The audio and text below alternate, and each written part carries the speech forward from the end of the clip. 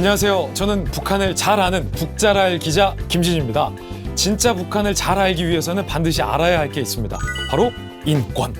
북한 주민의 인권 실태를 통해서 잘 몰랐던 북한에 대해서 생각해 볼 수 있는 시간, 이름하여 찐 북한 바로 알기 시작하겠습니다.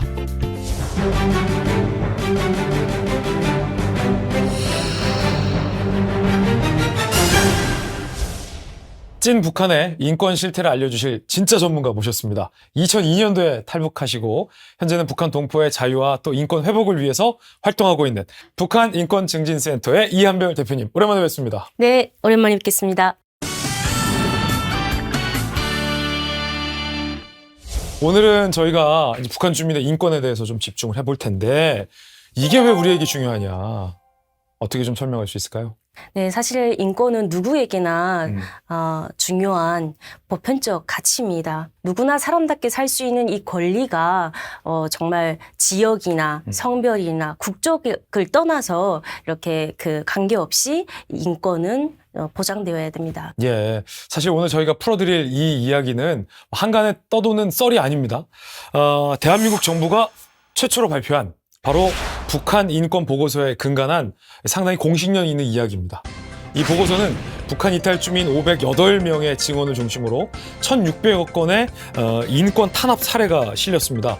사실 이거 출간될 때 저도 직접 현장에서 취재했거든요.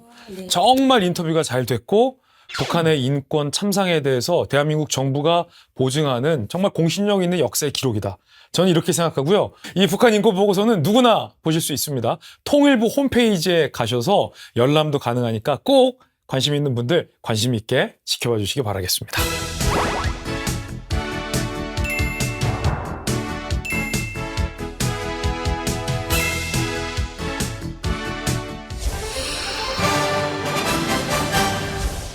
네, 대표님, 첫 번째로 알아볼 인권 침해 사례는 바로 시민적, 정치적 권리입니다. 구체적으로 시민적, 정치적 권리에는 뭐 어떤 권리들이 좀 있나요? 시민적 및 정치적 권리에 관한 규약은 사상, 표현의 자유, 평등권, 참정권, 이동 및 거주의 자유, 생명권 등을 시민적, 정치적 권리로 규정합니다. 네. 이 권리는 국제규약에서 자유권 규약이라고도 합니다. 목차 중에 잠깐 몇 가지만 말씀드리면 북한 인권 보고서에는 생명권, 고문받지 않을 권리, 그리고 강제노동하지 않을 권리들이 있습니다. 그리고 신체의 자유와 안전에 대한 권리, 그리고 이동 및 거주 이전의 자유에 관한 권리, 표현의 자유에 대한 권리, 이렇게 13개의 권리 침해 사례가 담겨져 있습니다. 그렇군요. 사실 저도 이 북한 인권 보고서를 처음부터 끝까지 정말 정독을 하고 다 취재를 했던 취재 기자 출신으로서 가장 충격적으로 봤던 게 바로 이 시민적, 정치적 권리 중에서 생명권 부분입니다. 네. 요즘 가장 강력하게 처벌되고 있는 게 바로 한국 드라마, 영화, 가요 등 K 컨텐츠를 봤다라는 이유로 무려 사형, 사람을 죽인다는 겁니다. 2017년도에 양강도에서 있었던 공개 처벌인데 네. 한 남성을 처벌했습니다. 한국 드라마를 봤다는 이유로 처벌을 했고 그 유포도 같이 했다는 그 이유 때문인데요.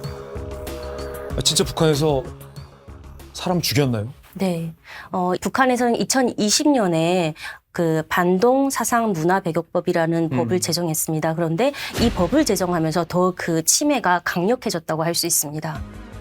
우리의 문화를 굳건히 수호함으로써 사상진지, 혁명진지, 계급진지를 더욱 강화하는 데서 반드시 지켜야 할 준칙들을 규제했습니다.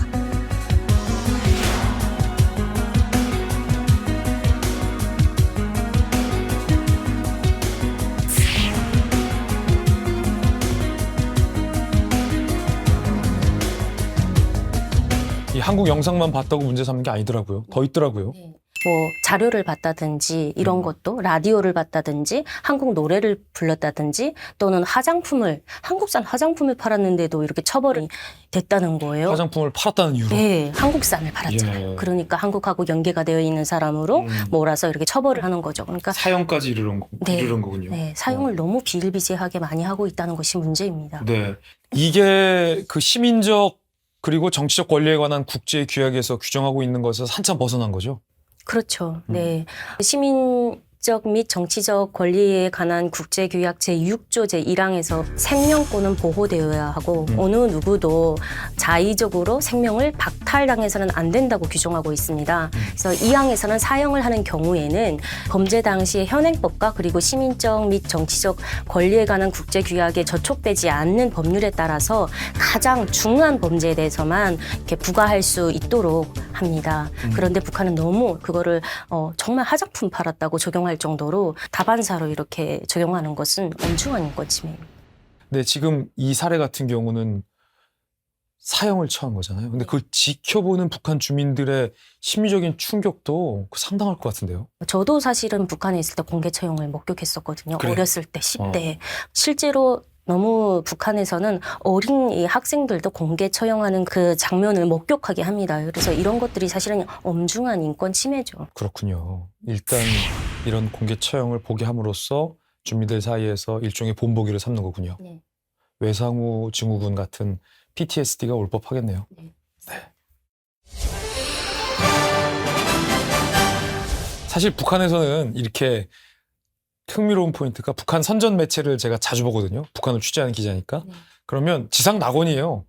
그 홍보하는 영상들을 네. 보면 1954년부터는 치료 대상이 제한 없는 전반적인 무상치료제가 실시되었으며 1960년부터는 완전하고도 전반적인 무상치료제가 실시되었습니다.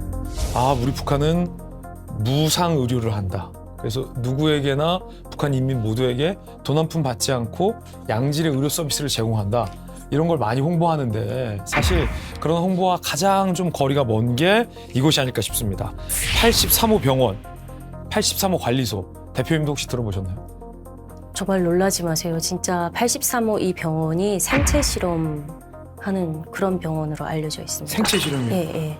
그래서 정말 함경북도의 어떤 한 환자가 거기에 가서 이렇게 경험했던 이야기가 이 북한 인권 보고서에 있는데 2019년도에 그 함경북도의 병원의 그 환자가 김정은에 대해서 막 욕을 했대요. 네. 그랬다가 그 병원에 감금되어서 이제 그런 생체 실험을 당했다고 합니다. 이 북한 인권 보고서 76쪽에 나와 있는 내용인데 저도 이 대목을 가장 충격적으로 봤어요. 생체 실험을 한다라는 게 어떻게 이런 생체 실험에 동의를 얻을까라고 궁금했었는데 76쪽에 이렇게 나옵니다. 실험 대상자의 직계 가족이 이 사람은 인간으로서 해서는 안 될 짓을 하는 자며 치료될 가능성도 없다라는 식의 진술과 서명을 강요받는다는 거죠. 이렇게 돼서 83호 병원에 입원하는 처분 대상자가 될 수 있다. 정말 끔찍한 일이군요. 그렇습니다. 이것에는 주로 정신적인 장애가 있거나 지적 장애가 있는 분들이 감금되어서 실험을 당한다고 합니다. 이 생체 실험은 너무 충격적인데 이건 좀 명백하게 시민적 그리고 정치적 권리에 관한 국제규약 위반 아닙니까? 왜냐하면 이 제7조에 보면 이렇게 나와 있습니다.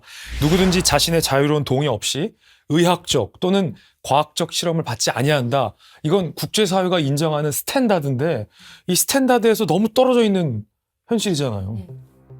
심지어는 가족들이 이 83호 그 수용소에 처분되는 것을 동의하지 않으니까 이제 정치범 수용소로 보내졌다는 그 안전운의 협박을 받고 어쩔 수 없이 보냈다고 합니다.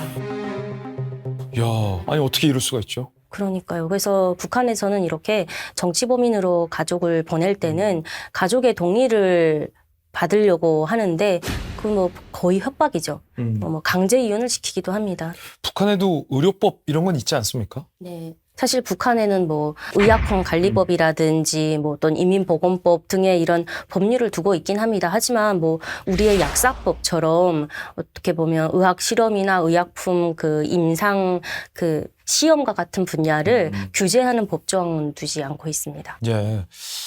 이 북한 인권 문제에 우리가 좀 더 관심을 가져야겠다 이런 생각이 좀 드는데 사실 사람에게는 이 강제 노동을 하지 않을 권리가 있잖아요. 네. 조선시대도 아니고. 그렇죠. 국제사회가 다 이건 인정하는 건데 그런데 북한에서는 이 노동 권리가 잘 지켜지고 있습니까? 아니 그렇지 않죠.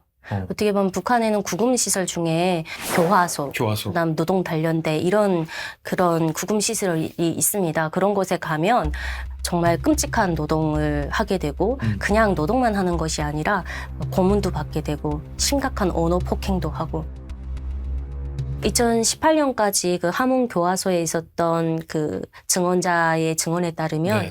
겨울에는 오전 6시부터 밤 9시까지 했고요. 그리고 여름에는 오전 뭐 5시부터 밤 10시까지 노동을 했다고 합니다. 아, 구타와 폭력 사례도 좀 보고되더라고요. 네, 맞습니다. 저도 수용소랑 교화소에 수감돼 있던 분을 직접 취재해봤는데 특히 이 교화소에는 수감된 사람뿐만 아니라 주민들도 강제로 교화소에 노동에 동원되고 있다.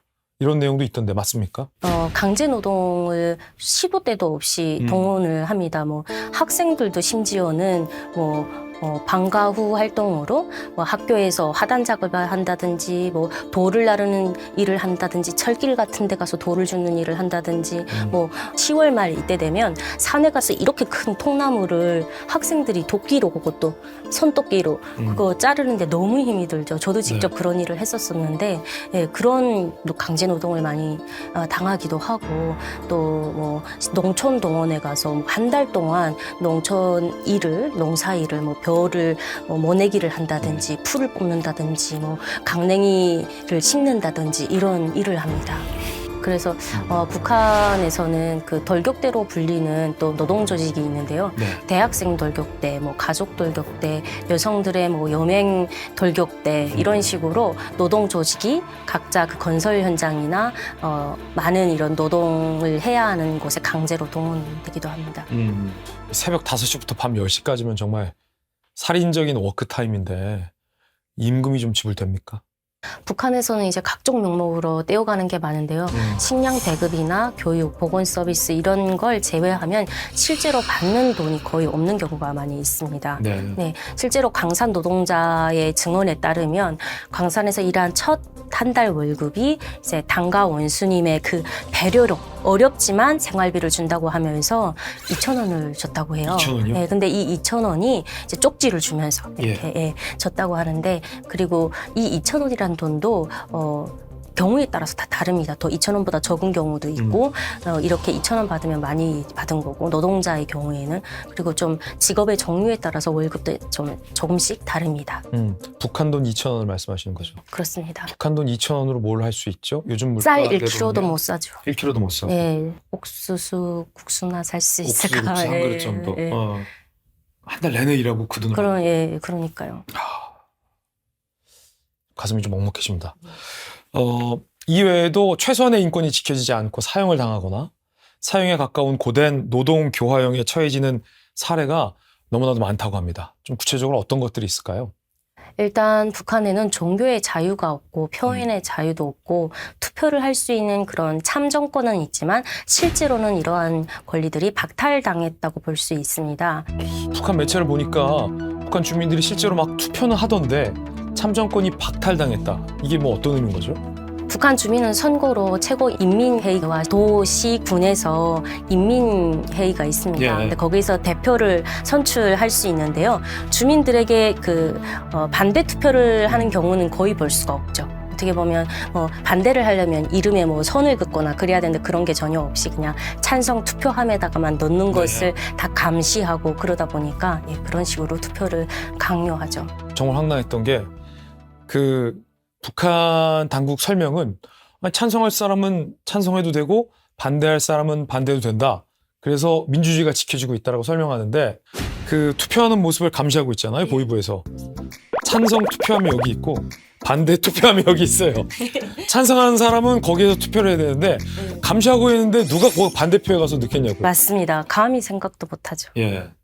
근데도 간혹 몇 년에 한 번씩 반대표가 한 표씩 나오더라고요. 그건 뭐 자작극이 아닐까요? 네. 실제로 네, 실제 주민들이 감히 반대표에 투표를 할 수 있는 분위기는 아니다. 네, 그렇죠. 네. 그러면 도대체 왜 이런 분위기를 형성했을까요?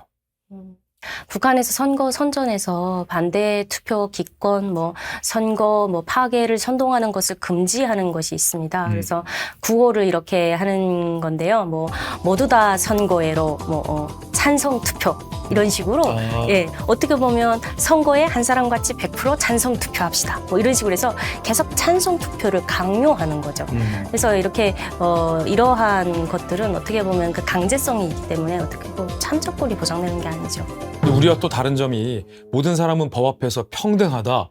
이건 당연한 권리인데 북한에는 사실상 계급이 있다. 이게 무슨 말입니까?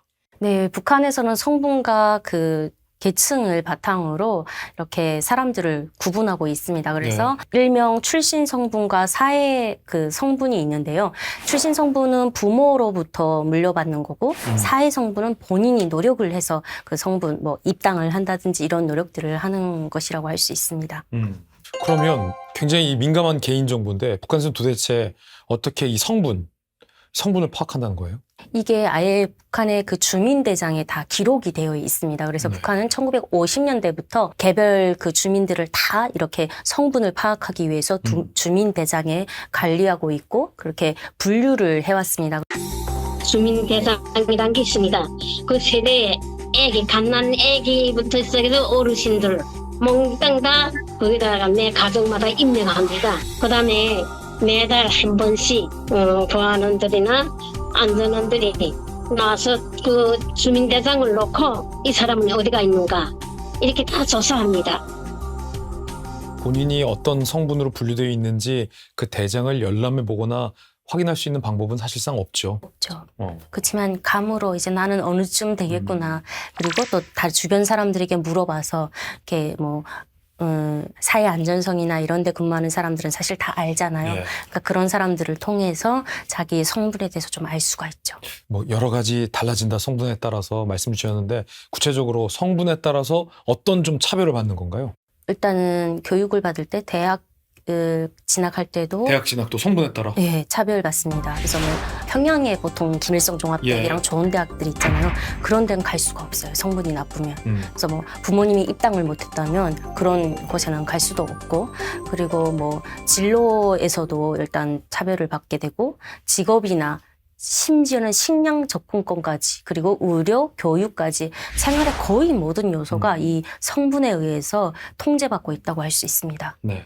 그래서 북한 주민들은 정말 우리 대한민국 국민들처럼 자유롭게 살고 싶어도 그렇게 살 수가 없죠. 또 거주지를 배정받아야 되는데 그런 거주지조차도 성분에 따라서 시골이나 또는 탄광이나 농촌이나 뭐 도시 이런 것들이 다 그 성분에 의해서 정해지는 겁니다.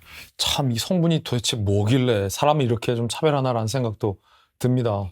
그럼 가령 우리 가족 중에 북한을 이탈한 북한 이탈 주민이 있다. 그러면 그 남은 북한에 있는 가족들은 성분이 어떻게 되나요? 평가가? 북한에서는 북한 이탈 주민 가족들을 111호 대상으로 정하고 있다고 합니다. 그래서 심각한 감시를 받게 됩니다. 그리고 어떤 가족들은 정치범죄용소로 끌려가서 생사를 모르는 분들도 계시고 그런 가슴 아픈 증언들이 많이 있습니다. 네. 이웃 주민들이 저 사람 가족 중에 누가 탈북했다 뭐 이런 신고도 좀 한다면서요? 네. 어떤 이 북한인권 보고서 증언에 따르면 한 여성이 딸이 탈북을 했대요. 그런데 계속 북한 그 동네 주민들이 감시를 하다 보니까 아들을 집에 두고 잠깐 어디 나갔는데 아들만 혼자 두고 나가는 게 좀 이상하잖아요. 그러니까 탈북했다고 신고를 했다는 거예요. 그래서 그런 증언까지도 있습니다. 네. 참 이런 어떤 차별이 존재하기 때문에 북한에서 주민들이 그 없는 형편에 울며 겨자 먹기로 쓰는 수단이 뇌물. 뇌물이 거의 뭐 만연화돼 있다. 일상화돼 있다. 맞습니까? 네. 북한에는 인권이 무시되고 자유를 억압하는 그런 제도들이 많이 있기 때문에 모두가 지키는 게 아니라 그 제도를 어떻게 하면 회피해 가기 위해서 쓰는 방법이 뇌물을 주는 겁니다. 그래서 예를 들어서 뭐 북한은 여행의 자유도 없다 보니까 여행을 가려면 통행증이나 이런 것들을 발급받아야 되고 또 여행증도 발급받아야 됩니다. 그러다면 여행증 발급받기 위해서 뇌물을 고이고 발급을 받는다든지 이런 식으로 뇌물을 주는 것이 만연해 있습니다. 심지어는 재판을 받을 때도 그 뇌물을 준다고 합니다. 그런데 모든 것이 뇌물로 또 통하는 건 아닐 때도 있습니다. 뭐 가령 정치범인으로 끌려간다고 할 때는 뇌물이 안 통합니다. 그리고 공식적인 재판이 없이 이런 사람들은 끌려가기도 합니다. 그래서 심지어는 재판받을 권리까지도 보장되지 않고 있습니다. 이번에는 또 하나의 국제인권규약인 경제적, 사회적 및 문화적 권리에 관한 국제규약을 침해한 사례로 들어가 보겠습니다. 경제적, 사회적 및 문화적 권리, 이게 어떤 건가요? 국제규약에 따른 이 경제적, 사회적, 문화적 권리는 식량권, 근로권, 교육권, 건강권, 사회보장권 등 5가지 권리입니다. 앞서서 우리가 북한의 성분에 따른 차별 사례 얘기했는데 성분에 의해서 차별받는 경우가 상당히 많습니다. 먼저 식량권 문제부터 좀 볼게요. 북한이 식량 배급을 한다고 하지만 사실 북한 당국의 배급이 끊긴 지는 꽤 오래된 얘기입니다. 못 먹는 사람이 따로 있다. 이런 얘기도 있어요. 1990년대 이제 북한이 경제난이 시작되면서 배급 제도가 그 기능을 상실했습니다. 그런데도 이제 당이나 군이나 사회 안전성이나 모의부에 있는 이런 그 핵심 계층들에게는 배급을 줬었습니다. 네. 그래서 배급을 제대로 못 받는 사람들은 자기 가족을 어떻게 해서든 그 좋은 곳에 취업시키려고 하고 어떻게 보면 굶기지 않기 위해서 장마당에 나가서 장사를 하고 그러죠. 일반 주민들은 사실상 그런 배급이 끊긴 지 한참 됐다는 건데 그래서 우리나라나 미국이 식량 지원을 하기도 했는데 제가 정말 궁금했던 게 저희가 지원을 하면 그게 일반 주민들에게 돌아가나요?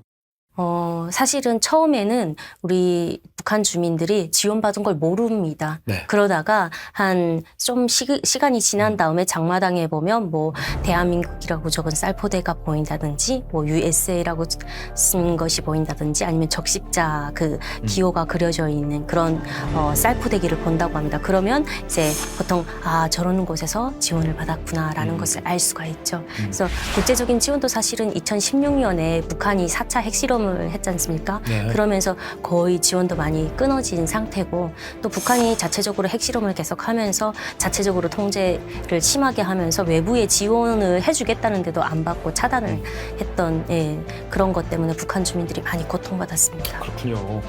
사실 우리도 최근에 코로나 팬데믹을 겪으면서 정말 중요하다라고 느꼈던 게 건강권입니다. 북한이 이런 전염병 잘 통제하고 있다 이런 홍보도 많이 했는데 건강권 잘 지켜지고 있나요? 북한의 주장에 따르면 이런 예방 의학 제도와 무상 치료제, 무상 의료제 이런 정말 어떻게 보면 북한의 사회주의 우월성을 가장 많이 홍보하는데 이것을 활용하는데 실질적으로 북한 주민들의 그 건강권이 보장되지 않고 있습니다. 증언들에 따르면. 그래서 병원에 가도 정말 환자가 의사를 못 만납니다. 쉽게 만나주지도 않고 그래서 뇌물을 고여야지만 겨우 의사를 만나서 진단을 받을 수 있는데 북한에선 기껏해서 의사가 진맥을 하는 정도의 그런 진단을 하면서도 잘 만나주지 않고 뇌물을 받아야지만 만나주는 그런 실상입니다. 네. 북한 아이들 교육 환경에 대해서도 좀 궁금해하시는 분들이 많을 것 같습니다. 북한의 교육, 아이들이 배우는 것 과목이 일단 좀 다르죠. 네. 우리나라처럼 국어, 영어, 수학 이런 게 아니죠. 네, 맞습니다. 북한은 교육을 한마디로 우상화에 활용하는 도구로 쓰고 있습니다. 그래서 사상을 주입하는 교육에 보면 우상화 교육이 가장 많이 있는데요. 북한에서는 초급 학교 때는 북한의 김일성이나 김정일, 김정은의 어린 시절 이런 이야기를 가르치고 그리고 중급 학교일 때는 혁명 활동으로 가르칩니다. 앞에는 다 똑같고 그리고 고급 중학교에 가면 이제 혁명 역사로 바뀝니다. 혁명 역사. 그래서 시험을 볼 때 이 과목을 좀 잘 못 받는다 하면 대학 진학에 어려움을 겪습니다. 네. 그래서 그만큼 이 우상화와 이런 선전 교육을 강화하고 통제합니다. 북한에서는 이 우수한 학생으로 인정받기 위해서는 더 열심히 어떤 북한식의 정치 사상 교육에 몰두를 해야 우수한 학생으로 인정받을 수 있군요. 북한의 정식 교육 과정에 군사 훈련이 있다. 맞습니까? 네. 저도 북한에 있을 때 군사 훈련을 했었습니다. 네. 청년 근위대가 되면 사로청 청년동맹에 가입하는 순간 청년 근위대로 활동을 해야 됩니다. 그래서 방과 후에 총격수를 연습한다든지 이 중학생들이 실탄으로 훈련을 직접 합니다. 그리고 교육의 목적도 어떻게 보면 결사대, 청년 결사대들을 갖춘 그런 양성이죠. 어떻게 보면 그렇게 14살부터 가서 합니다. 실제 증언을 제가 읽어드릴게요. 15살 때 붉은 청년 군의대 훈련을 받은 분의 증언입니다. 저는 15살이었습니다. 7일간 훈련을 받았습니다. 그중 사격 훈련이 제일 중요한 과목이었습니다. 첫째 날은 진짜 총인 자동 보총을 들고 거리별로 총을 조준해 사람의 인체 중 어디를 맞출 수 있는지 방법을 배우고, 둘째 날은 낙하산을 타고 내려오는 사람 모형을 맞추는 훈련을 했습니다. 셋째 날은 실탄 3발이 들어있는 자동 보총을 들고 연습합니다. 라는 실제 증언이 이 북한 인권 보고서에 담겨 있습니다. 그런데 초등학교를 갓 졸업한 어린 아이가 실탄을 들고 소총 사격 훈련을 한다는 건 매우 위험한 일이라 저는 걱정부터 좀 됐고요. 15살 아이들이 한다고 생각을 해보십시오. 얼마나 힘들겠습니까? 제가 그걸 했었습니다. 네. 네. 아이고, 마음이 아픕니다. 사실은 북한 인권 보고서를 보면 아이들을 포함한 여성, 또 장애인 등 취약계층에 대한 인권 침해 사례도 많이 보고되고 있더라고요. 네, 북한은 사실 사회주의 헌법 제77조에서 여자는 남자와 똑같은 사회적 지위와 권리를 가진다라고 명시하고 있습니다. 하지만 실상은 거의 다른데요. 북한에서는 오래전부터 남존여비 사상이 아주 강하게 자리 잡고 있습니다. 그래서 가정 폭력을 당한 또 한 여성이 이제 그 폭력에 대해서 안전부에 찾아가서 이렇게 신고를 했나 봐요. 이제 거기 찾아가서 얘기를 했는데, 이런 가정적인 문제 집에서 해결해라고 돌려보낸 거예요. 다시 폭력의 장소로 돌려를 보낸 거예요. 그러니까 이 여성의 권리가 보호받지 못하게 된 거죠. 심지어 뭐 가정뿐만 아니라 사회 곳곳에서 보통 여성들보다 남성이 간부들이 많잖아요. 그러니까 간부들이 뭐 여성들을 상대로 한 성폭력이 비일비재하고, 또 여군들 같은 경우에도 군에서 이렇게 남성 군관들이 여성들을 성폭력하는 그런 사례들이 많이 보고되고 있습니다. 네. 참 딸 가진 아빠로서 이런 얘기 들을 때마다 너무 가슴이 아픕니다. 우리 또 어린 아이들에 대한 폭언이나 폭력, 또 착취, 인격을 무시하는 행위들도 많이 보고되었습니다. 대표님, 이 북한 인권 보고서에 있는 수많은 사례 중에서 저희가 사실 아주 작은 일부만 봤는데도 안타까운 마음이 참 컸습니다. 북한 인권 문제 해결하기 위해서는 어떤 걸 좀 노력해야 될까요? 네, 사실 북한 인권 문제는 과거 얘기가 아니라 지금 현재도 진행 중인 이야기입니다. 그래서 정부가 북한 인권 보고서를 이렇게 정말 신뢰성 있게 발표를 했는데, 이 자료가 우리나라뿐만 아니라 해외에서도 널리 알려져서 많은 분들이 북한 인권에 이렇게 관심을 가졌으면 좋겠습니다. 그리고 국제사회가 우리가 함께 북한 인권 개선을 위해서 노력해야 합니다. 그리고 정부가 지금 북한 인권 증진을 위한 그런 중장기적 로드맵을 계획하고 있습니다. 그래서 이제 북한의 반인권적인 이런 인권 침해 행태를 견제하도록 국제사회와 함께 연대해서 정부도 앞으로 많은 노력을 할 예정입니다. 네, 우리 정부와 또 통일부가 참 좋은 작업을 했다라는 생각이 드는 게, 혹자는 우리 남북 관계도 개선해야 되고 북한이랑 대화해야 되는데 북한이 불편해하는 인권 얘기를 왜 자꾸 하는 거야? 라는 우려를 제기하는 분들도 있지만, 사실 조금만 더 자세히 들여다보면 이 북한 인권을 이야기하지 않으면서 북한과의 대화는 있을 수 없는 일이고요. 북한과 우리가 정말 평화로운 통일을 가기 위해서는 북한 인권 문제를 반드시 또 해결해야 되거든요. 왜냐하면 저 이북 땅에 살고 있는 북한 주민들도 대한민국 국민들이기 때문에, 대한민국 국민이 세계 어느 곳에서 인권과 관련돼서 탄압을 받고 있다면 그건 안 될 일이잖아요. 그런 차원에서 진정한 대화와 통일을 위해서라면 인권도 함께 가야 하는 거다, 이런 생각이 좀 전 들었습니다. 자, 마지막으로 우리가 북한 인권의 실태를 아는 게 왜 중요한지에 대해서도 한 말씀 부탁드리겠습니다. 사실 어떻게 보면 우리 한반도가 70년 넘게 분단이 되어 있었잖아요. 네.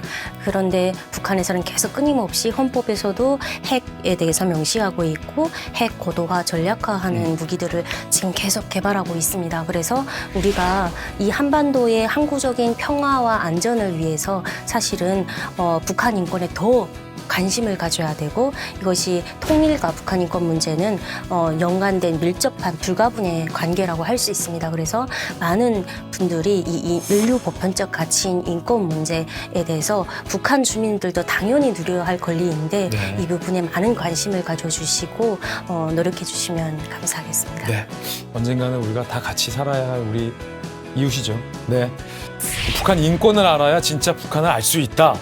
북한 인권 바로 알기 찐 북한, 여기까지입니다. 함께해 주신 이한별 대표님 감사드리고요. 시청해 주신 여러분도 감사합니다.